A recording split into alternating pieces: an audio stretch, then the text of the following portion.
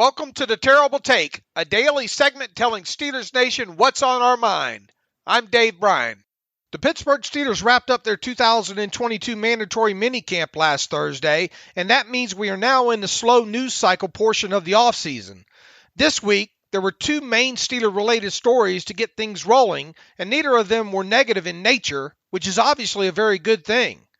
One of the two main stories to dominate the early portion of this week revolved around former Steelers wide receiver Juju Smith-Schuster returning to Pittsburgh for an event that allowed him to properly say thank you and goodbye to the fans who have supported him for the past 5 seasons.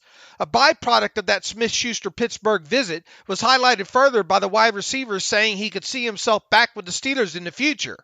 While the odds of that happening probably aren't all that great, it was a nice feel-good sentiment overall and a cherry on the top of his farewell visit.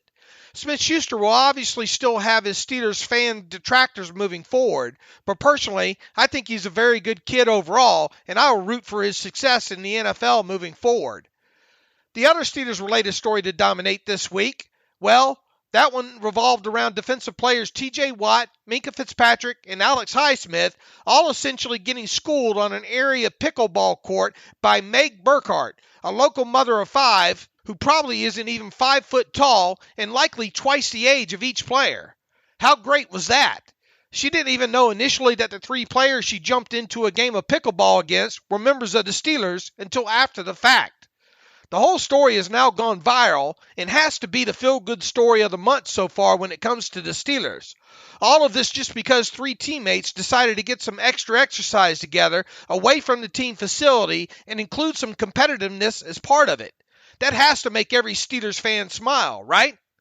Heck, it's got to be great promotion for the pickleball sport as well, right? Maybe this all will lead to some sort of endorsement deal for Meg, who seems to all of a sudden become the ambassador of the game. So, where am I really going with all this? Well, so far the Steelers' summer is off to a successful start. There's no drama whatsoever, unless you consider the talk about who is going to be the team's Week 1 quarterback drama. I certainly don't. Let's hope that these are the sort of Steelers stories that continue to dominate the news cycle until training camp gets underway. That would make for an excellent Steelers summer. Be sure to follow us at SteelersDepot.com and check out episodes of The Terrible Take every day at 5 p.m. Eastern Time. And check out The Terrible Podcast with myself and Alex Kozora every Tuesday and Friday for the remainder of the offseason.